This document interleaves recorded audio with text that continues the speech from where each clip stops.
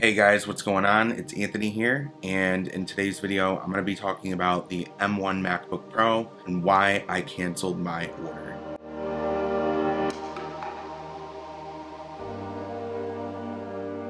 Hey guys, what's going on? My name is Anthony and this is my YouTube channel and drone. I make tech videos, tutorials, drone videos, all types of content, so definitely hit that subscribe button and notification bell. So today we're talking about the M1 MacBook Pro and why I canceled my order. So there's actually a lot of reasons why I canceled my order, but I'll go back to when I ordered the computer and what my mindset was. So throughout all of December, I was thinking that it was time to upgrade to a new computer. I currently have a 2017 15-inch MacBook Pro with touch bar. It has an i7 3.1 gigahertz processor. It has a 1 terabyte solid state drive and a 4 gigabyte graphics card with 16 gigabytes of RAM. So it's a pretty solid machine. I use it to run my drone business and I use it for all of the editing on this YouTube channel. Pretty much anything creative that I do, I use my MacBook Pro and my iPad.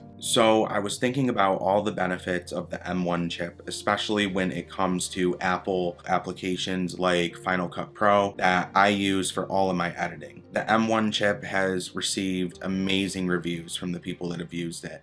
I have no doubt that the 13-inch MacBook Pro with the M1 chip and even the MacBook Air are amazing computers that perform above and beyond expectation for the types of machines that they are. An entry-level MacBook Pro and a cheaper model MacBook Air. So with this being said, I was really excited to get my hands on the M1 MacBook Pro, so much that I was willing to give up a bigger MacBook Pro, a 15-inch, in return for the smaller 13-inch model that had the M1 chip. So I placed my order on December 31st.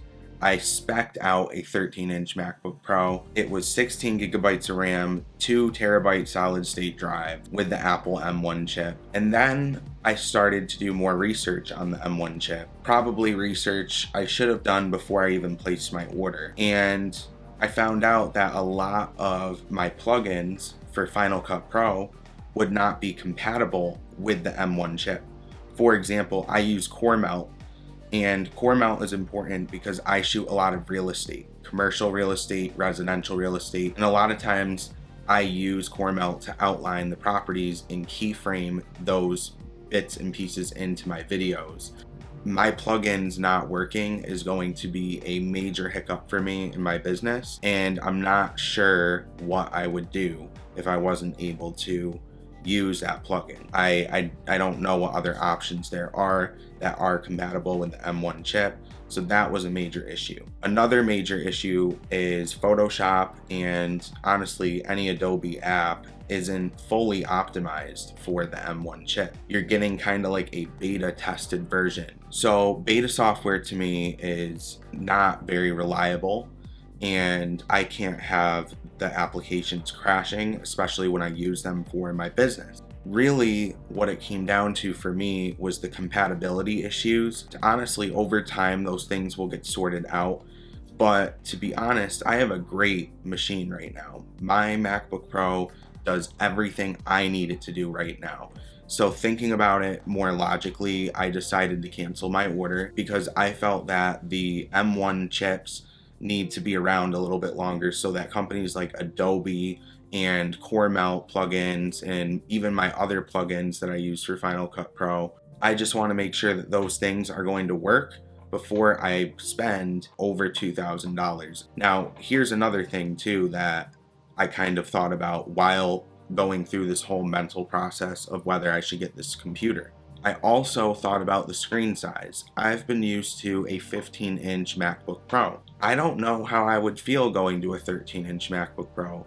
I feel like I like the extra screen real estate, and I would totally have gotten a 15-inch MacBook Pro if the M1 chip was offered in the 15-inch, but it's currently not as of the recording of this video. The only options you have are the entry-level MacBook Pro and the MacBook Air. So in time, it'll come to the larger model MacBook Pros, but I think that the chips will be even more powerful and we could probably expect to see that this year.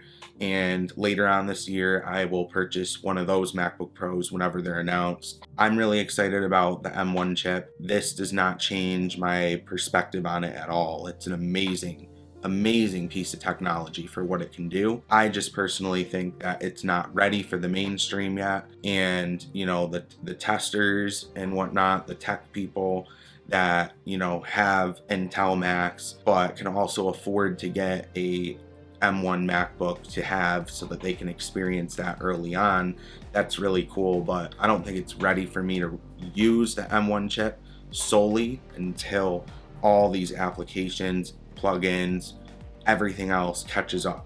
We'll see. I'm definitely going to get one, and when I do get an M1 MacBook Pro, I will definitely do an unboxing and showcase everything. But yeah guys, that is my video on why I'm not going to get the M1 MacBook Pro. Let me know in the comment section below if you have an M1 MacBook, or if you're planning on getting one, or if you're like me and you changed your mind and are gonna wait. But anyway guys, thank you so much for watching. Definitely hit that subscribe button and notification bell. Also make sure to hit the thumbs up, because that will help this video rank higher in the algorithm. Thanks so much guys, and I'll see you in the next video.